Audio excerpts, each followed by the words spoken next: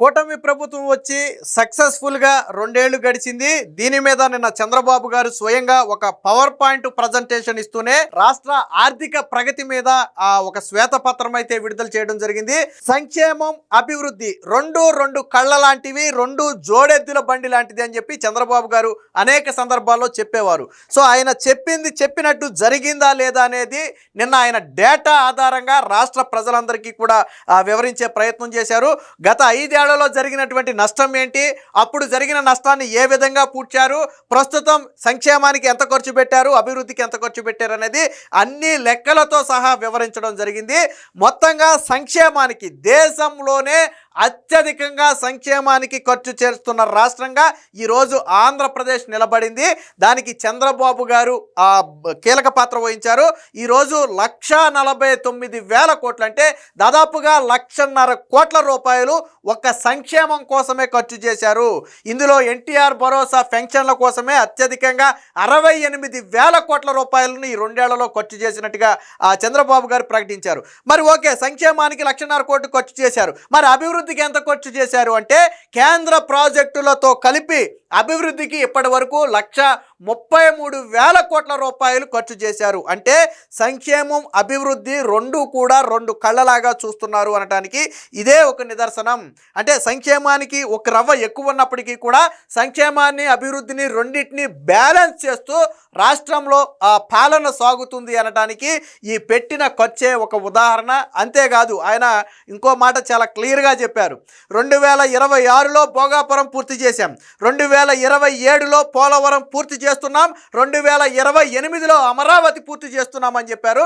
ఆ తర్వాత 2029లో ఎన్నికలకు వెళ్ళటం, అంటే చెప్పిన ప్రతి కార్యక్రమాన్ని పూర్తి చేసిన తరువాతే రాబోయే ఎన్నికల్లో మేము వెళుతున్నామని చెప్పి చంద్రబాబు గారు నిన్న పవర్ పాయింట్ ప్రజెంటేషన్ ద్వారా చెప్పడంతో పాటు చెప్పిన ప్రతి పనిని 1-2 పథకాలు మినహాయించి దాదాపుగా ఇచ్చిన హామీలన్నిటినీ కూడా అమలు చేసే ప్రయత్నం చేస్తున్నామని చెప్పారు. ఇక ఇందులో ఇంకొక కోణం ఏంటంటే గత ప్రభుత్వంలో జరిగినటువంటి నష్టాన్ని ఏ విధంగా భర్తీ చేస్తున్నారు. గత ప్రభుత్వంలో చేసినటువంటి అప్పుల వడ్డీ అనేది 13% పైగా ఉండేది, అంటే 13% వడ్డీకి తీసుకొచ్చేవాళ్ళు.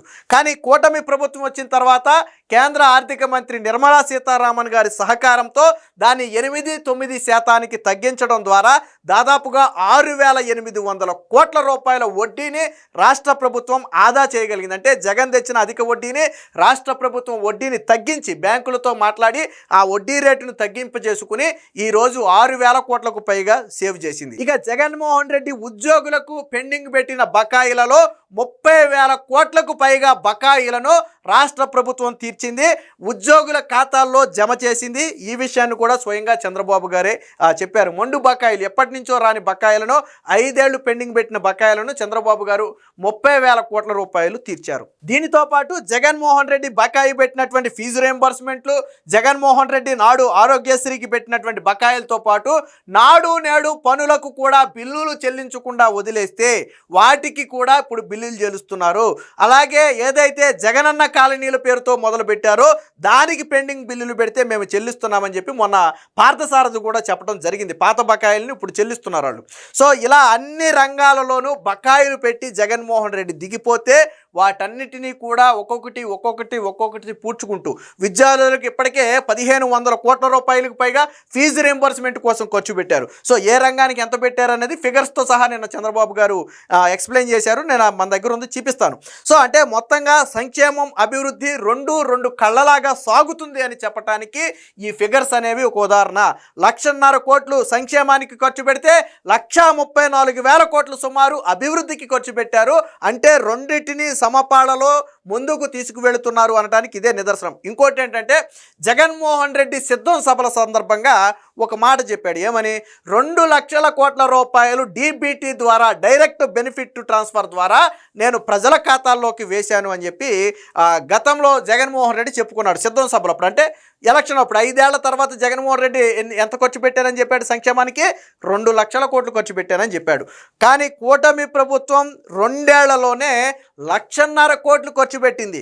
రాబోయే 3 ఏళ్లకు మరొక 2 లక్షల కోట్లు ఖర్చు పెట్టబోతుంది సుమారు. అంటే 5 ఏళ్లలో దాదాపుగా 3.5 నుంచి 4 లక్షల కోట్ల రూపాయలు సంక్షేమానికే ఖర్చు పెట్టిన ప్రభుత్వంగా ఇది చరిత్ర సృష్టించబోతుంది.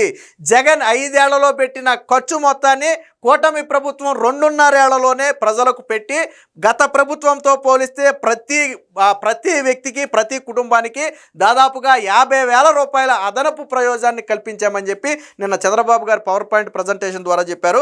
సో దీనికి సంబంధించినటువంటి వార్త కూడా వచ్చింది, ఒకసారి చూద్దాం. 2 ఏళ్లలో పేదలకు 1,50,000 కోట్లు ఇచ్చాం.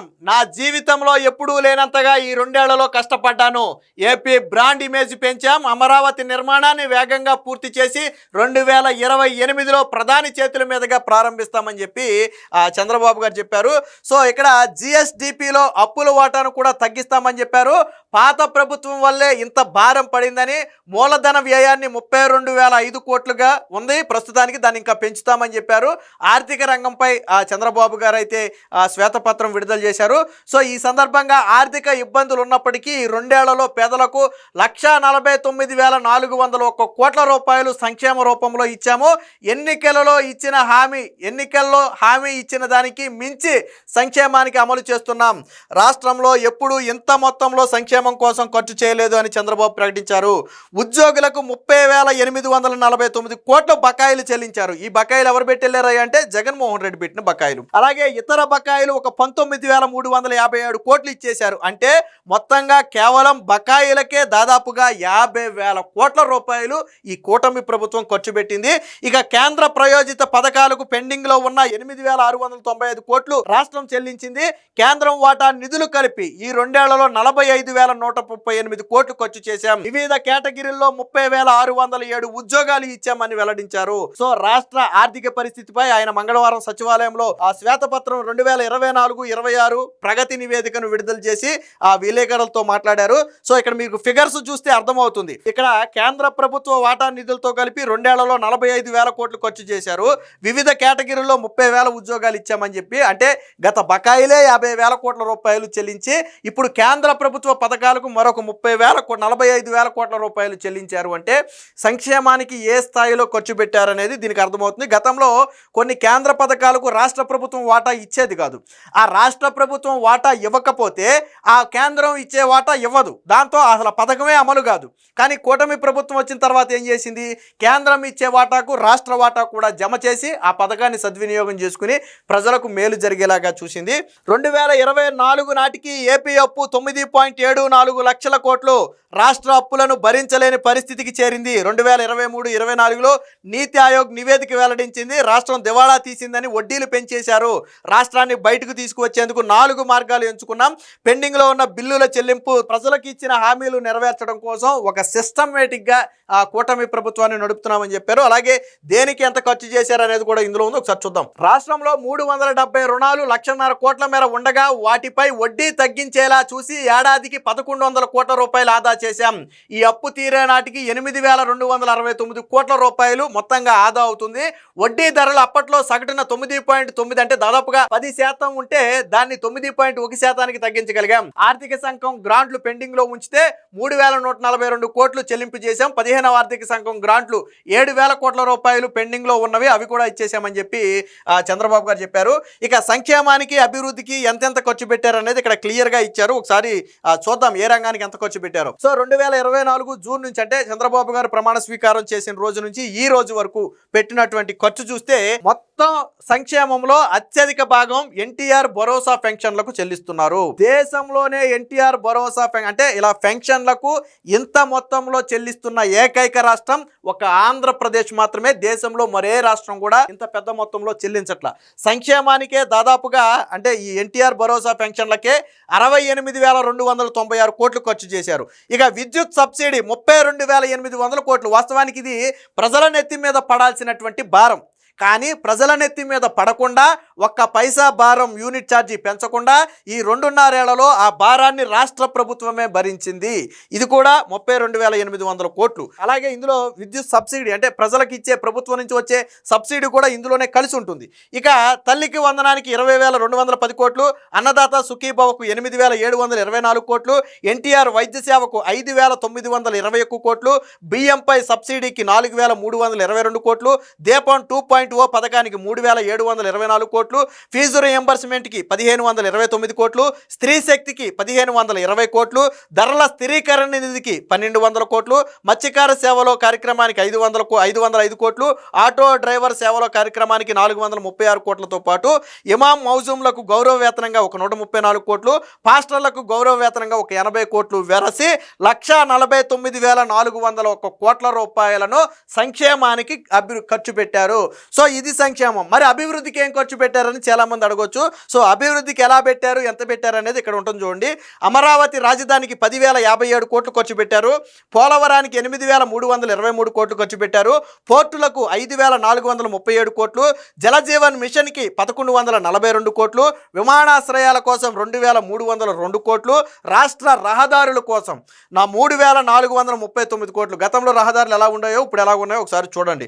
అలాగే కేంద్రం పెట్టుబడులు, నిర్మాణంలో ఉన్న పనుల విలువ ఇందులో కొంత ఖర్చు చేశారు, ఇంకా కొంత చేయాల్సి ఉన్నప్పటికీ కూడా మొత్తంగా కేంద్ర పెట్టుబడులు రైల్వే కోసం 64,417 కోట్లు ఖర్చు పెడితే జాతీయ రహదారుల కోసం 38,800 కోట్లు. అంటే మొత్తంగా కేంద్ర రాష్ట్ర ప్రభుత్వాలు వెరసి పెట్టిన అభివృద్ధికి పెట్టినటువంటి ఖర్చు 1,33,917 కోట్లు. అంటే రమారమీన 1,34,000 కోట్ల రూపాయలు ఖర్చు పెట్టారు. 1,50,000 కోట్లు ఇక్కడ పెట్టారు, 1,34,000 కోట్లు ఇక్కడ పెట్టారు. అంటే సంక్షేమం అభివృద్ధి రెండింటినీ కూడా జోడెద్దుల బండిలాగా తీసుకువెళుతున్నారు అనటానికి ఇదే ఒక నిదర్శనం. మొత్తంగా కూటమి ప్రభుత్వం వచ్చిన తర్వాత గతంలో చంద్రబాబు గారు ఒక మాట చెప్పారు, నేను ఇంతకుముందు 3 సార్లు ముఖ్యమంత్రిగా చేశా, సో ఇది 4వసారి చేస్తున్నా, కానీ ఇంతకుముందు ఎప్పుడూ కూడా ఈ 2 ఏళ్లలో పడిన కష్టం నేను ఎప్పుడు పడలా. ఎందుకంటే రాష్ట్రం అప్పుల కుప్పగా మారిపోయింది. ఎదరు చూస్తే పోలవరం, అమరావతి లాంటి భారీ ప్రాజెక్టులు ఉన్నాయి. ఒక పక్క రాష్ట్రాన్ని గాడిలో పెట్టాలి, మరో పక్క అభివృద్ధిని ముందుకు తీసుకెళ్ళాలి.